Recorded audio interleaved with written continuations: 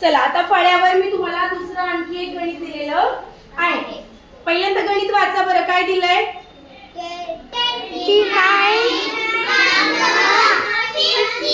Very good. काय दिले गणित? 29 मायनस 15. बघा किती अंकी संख्या आहे? पहिली 2 अंकी संख्या आहे आणि दुसरी 2 अंकी संख्या आहे. बरोबर की नाही?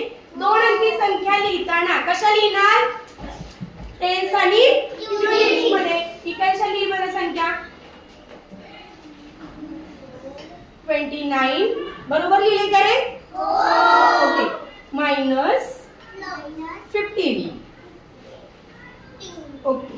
आता पहिल्यांदा वजाबाकी कशाची करणार आहे? युनिट्सची. चल 9 युनिट्स घे. म्हणजेच काय करणार आहे? 1 रुपयाच्या किती नोटा घेणार आहेत? 9 नोटा घेणार आहेत. मोज बरं 9 नोटा आहेत का बघ. 1 2 3 4 5 6 7 8 9.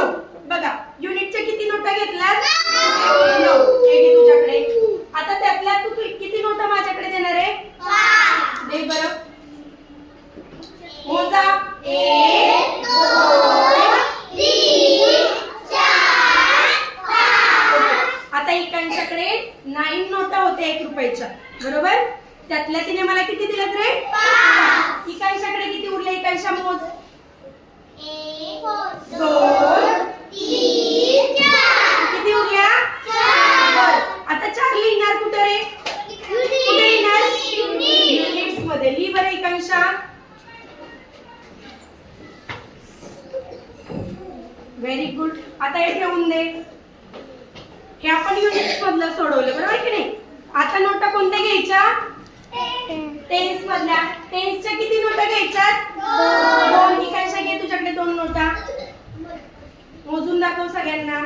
1 2. आता एकांशाकडे टेन्सच्या 2 नोटा आहेत. त्यातल्या त्या किती देणार आहे मला? 1. दे बरं मला. खरेदीला आली ना ती दुकानात. आता 1 नोट तिने मला देऊन टाकली.